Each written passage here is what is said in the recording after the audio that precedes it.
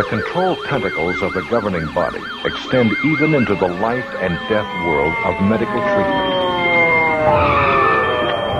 In the 17th chapter of Leviticus, in the 10th verse, it states that one should not eat blood of any sort. This means that God does not want us to sustain our life off of the life of some other creature. And that for that reason, because God has forbidden it, we abstain from taking blood.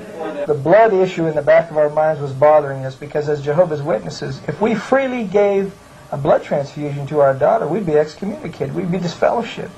Well, the doctors finally came to our room and it was just like an ultimatum. They said, listen, we know from our records that you're a Jehovah's Witness. We know that you don't take blood transfusions. And the doctor looked me straight in the eye and said, Mr. and Mrs. Blizzard, you have to make a decision, yes or no, whether your child lives or dies.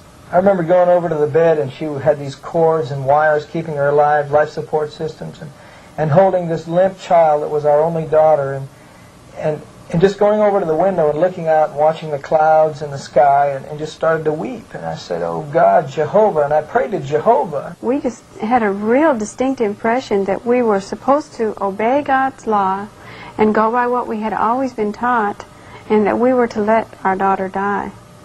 And so we just called the doctors back in and told them that we had just had to let her die, that we had to obey God's law. About a half an hour later, a sheriff deputy came to our room and gave my wife and I both citations, and they told us that a court order has already been issued, your daughter is going to get the blood, and they also warned the staff of the hospital not to allow us to take Jenny out of the hospital.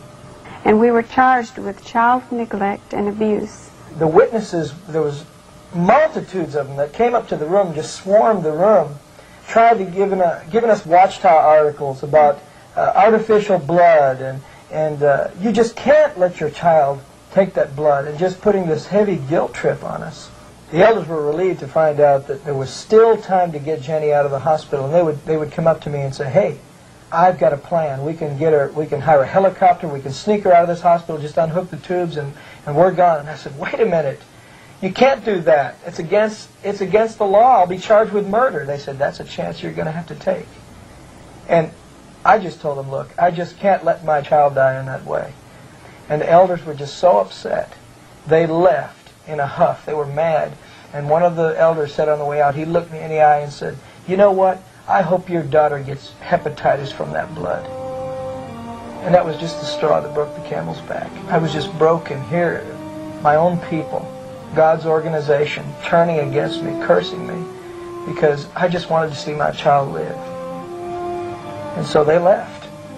And we were all alone. Even my own parents didn't come see us. I think many times Jehovah's Witnesses have really never thought the blood thing through. It's either right or it's wrong. If it's wrong, the Watchtower Society is guilty of causing the deaths of thousands of people. That's wrong. It's evil.